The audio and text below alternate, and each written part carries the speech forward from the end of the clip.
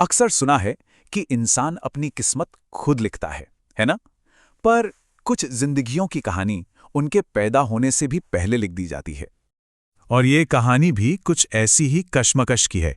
एक ऐसी दुनिया की कहानी जहां आपका नाम ही आपकी पहचान बन जाता है, और वही पहचान आपकी किस्मत।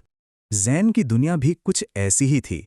बाहर से तो बहुत जगमगाती हुई, पर अंदर से उतनी ही ठंडी और खाली। सोचिए, ज़ैन के घर में सुबह गुड मॉर्निंग से नहीं बल्कि स्टॉक मार्केट के ऊपर नीचे होते रेट्स से होती थी।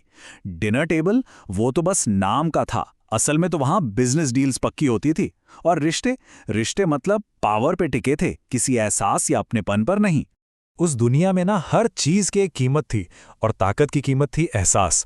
ये बात ज़ैन को तब समझ आई जब एक दिन उसकी अपने भाई से बात हुई। अभी हाल ही की बात है, उसके बड़े भाई की शादी तय हुई थी। किसी ने ये नहीं पूछा कि लड़की कैसी है, बस ये देखा गया कि लड़की के पिता का पॉलिटिकल इन्फ्लुएंस कितना बड़ा है। ज़ैन ने खैर हिम्मत जुटाकर पूछ ही लिया, भाई आप खुश तो हैं ना? और जवाब में उसे मिली तो बस एक हंसी, एक एक बिल्कुल खोखली रूखी सी हंसी। भाई ने कहा, ज़ैन बड़े हो जाओ, खुशी खुशी तो गरीब लोगों के लिए होती है, हम लोग पावर से काम चलाते हैं। वो शब्द वो कोई जवाब नहीं थे, वो तो उस दुनिया का आईना थे। और उस आईने में जो दिखा ना, उसने ज़ैन के अंदर बहुत कुछ तोड़कर रख दिया। उस रात ज़ैन सो नहीं सका। बस एक ही सवाल था जो उसके दिमाग में घूम रहा था कि क्या मेरी किस्मत में भी यही बनना लिखा है? एक महंगी मशीन जो सिर्फ नोट गिनती है पर महसूस कुछ नहीं करती। उस एक सवाल का जवाब एक बहुत बड़े फैसले में छिपा था। फैसला उस नाम को, उस पहचान को पीछे छोड़ देने का जिसने उसे सब कुछ तो दिया था, सिवाय खुद के वजूद के। तो उसने शहर के एक मामूली से कॉलेज में एडमिशन ले लिया। घर पे ये कह दिया कि कुछ वक्त के लिए लंदन जा रहा है। उसे उस दुनिया को करीब से देखना था जो हमेशा गाड़ी के काले शीशों के पार से ही धुंधली सी नजर आती थी। और पहली बार जब वो अपनी गाड़ी के एसी वाले कंफर्ट से बाहर निकलकर उस सड़क पर पैदल चला, तो हवा गर्म थी, ठंडी नहीं।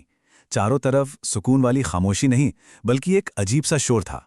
और हवा में धूल और पसीने की एक मिलीजुली महक। हाँ, यही थी वो दुनिया।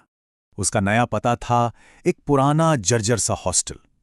और यहां जिंदगी में पहली बार उसके नाम का कोई वजन नहीं था, बिल्कुल भी नहीं। वार्डन ने रजिस्टर में देखते हुए पूछा, नाम? उसने धीरे से कहा, ज़ैन। बस ज़ैन। किसी ने उसका सरनेम नहीं पूछा। पहली बार वो एक पहचान नहीं, सिर्फ एक नाम था। वार्डन ने बिना नजर उठाए चाबियों का गुच्छा मेज पर लगभग फेंकते हुए कहा, कमरा नंबर 104, तीसरी मंजिल पर है।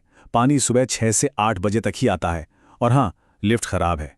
बस यही था उसका वेलकम, उसकी नई जिंदगी की पहली कड़वी हकीकत।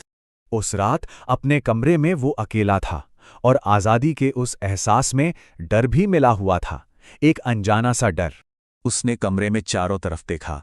एक लोहे का पलंग था, एक टूटी हुई प्लास्टिक की कुर्सी, दीवारों से सीलन की एक अजीब सी महक आ रही थी, और ऊपर पंखा शोर बहुत कर रहा था।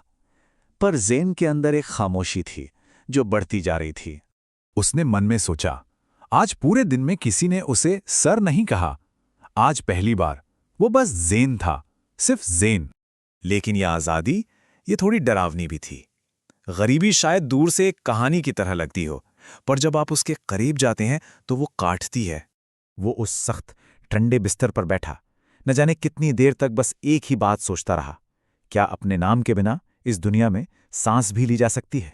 कहानी अच्छी लगी तो सब्सक्राइब करें और अगली कहानी के लिए स्क्रीन पर क्लिक करें। शुक्रिया।